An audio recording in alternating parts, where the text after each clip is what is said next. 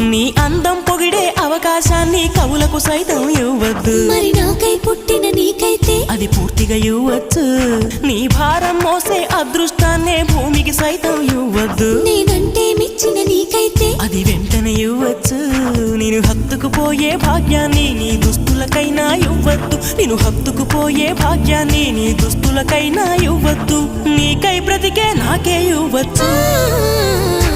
నీ నవ్వుల తెల్లదనాన్ని నాగమల్లి అప్పడిగింది. ఇవ్వద్దు ఇవ్వద్దు ఇవ్వద్దు.